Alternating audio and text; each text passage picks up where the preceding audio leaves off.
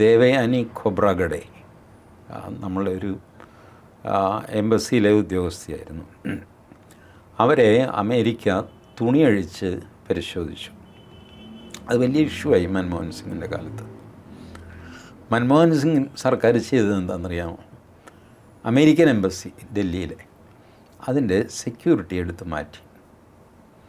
വലിയ കാര്യമാണെന്നൊക്കെ പറഞ്ഞു. അതിൽ അമേരിക്കൻ എംബസി അവർ സോറി പറഞ്ഞു കേട്ടോ, അത് ചെയ്യരുതായിരുന്നു, ബട്ട് അവരുടെ എന്തോ പ്രോട്ടോക്കോൾ അനുസരിച്ച് ആൾ തെറ്റി ചെയ്തതാണെന്ന് എന്തോ പറഞ്ഞു.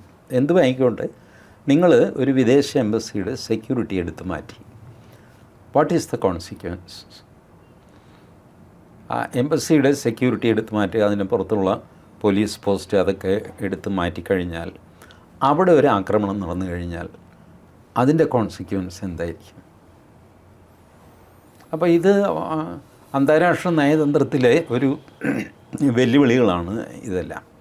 ആ സമയത്ത് സെക്യൂരിറ്റി പെർസെപ്ഷൻ അത് ഇതൊക്കെ നോക്കിയിട്ട് നമുക്ക് ചെയ്യാവുള്ളൂ. അല്ലാതെ ഈ ബ്രേവഡോ എന്ന് ഇംഗ്ലീഷിൽ പറയുന്ന പൊള്ളയായ ധൈര്യം അത് കാണിക്കുക, വാക്കിന് തിരിച്ചു പറയുക, ഇങ്ങനെയൊക്കെ ചെയ്യുന്നത് വിവേകപൂർണ്ണമല്ല.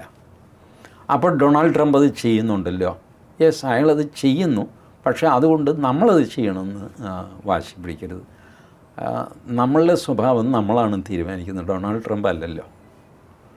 ഡൊണാൾഡ് ട്രംപ് പ്രകോപിപ്പിച്ചാൽ ഞാൻ തെറി പറയുമെങ്കിൽ ഞാൻ ഡൊണാൾഡ് ട്രംപിൻ്റെ നിയന്ത്രണത്തിലാണെന്നാണ് അതിനർത്ഥം. ഞാൻ തെറി പറയാത്തവനാണ്, ഞാൻ സംസ്കാരമുള്ളവനാണെങ്കിൽ ഞാൻ പറയില്ല. ഡൊണാൾഡ് ട്രംപ് എന്ത് പറഞ്ഞാലും ശരി, എൻ്റെ സംസ്കാരത്തിൽ ഞാൻ ഉറച്ചു നിൽക്കും.